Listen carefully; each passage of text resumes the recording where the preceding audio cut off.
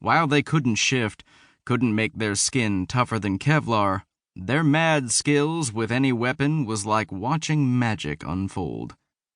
The shadows were their natural home, and they used them to their advantage, slipping in between the light and the dark to fulfill the requirements of their nature. But sin-eaters weren't the only creatures who could destroy a ghoul. There was one more, and the other was an incubus.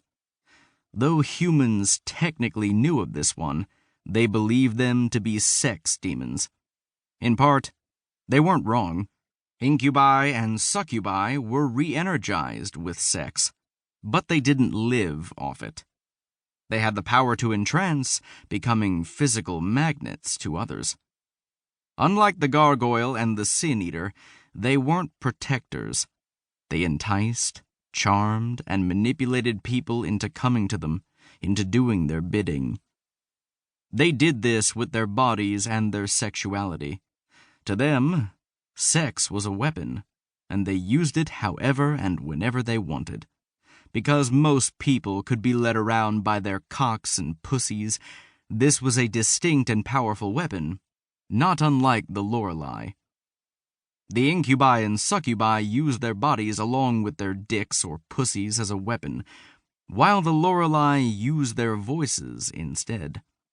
Their voices were capable of magnetizing and hypnotizing people, letting them do whatever they wanted to that person. They could lull someone to sleep or coerce them into a rage, push someone away, or draw them closer.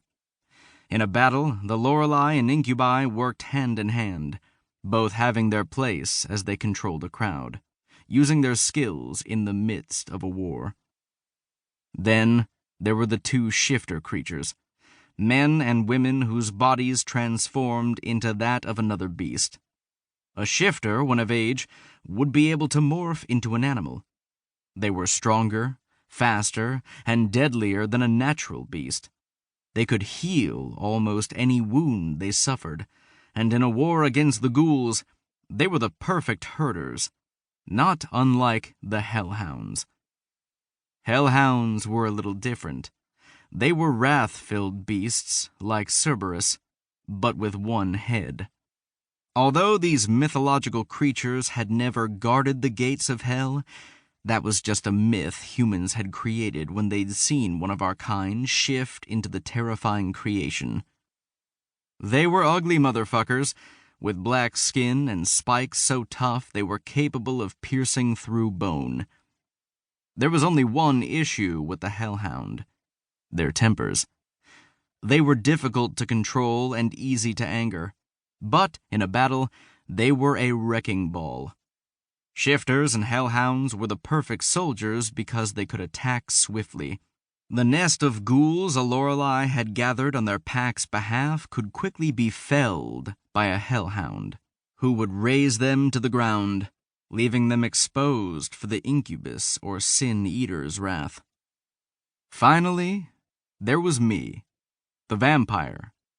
Just like in human lore, I depended on blood for sustenance.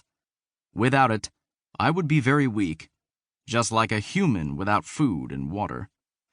That wasn't to say I couldn't eat or drink, but blood was my major food group. Unlike the other 6 creatures, I didn't have a natural pairing. In that, vampires were naturally solitary, naturally unique. We were a blur of the 3 traits each pair provided.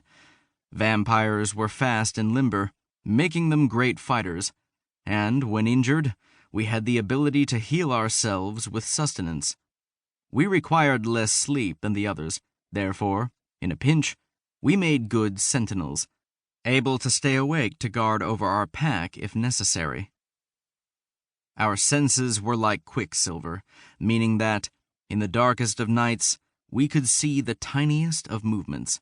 And though we didn't have the voice of a Lorelei or the body of a succubi or incubi, with our eyes, we were able, to a certain degree, mesmerize only weak-willed humans, though.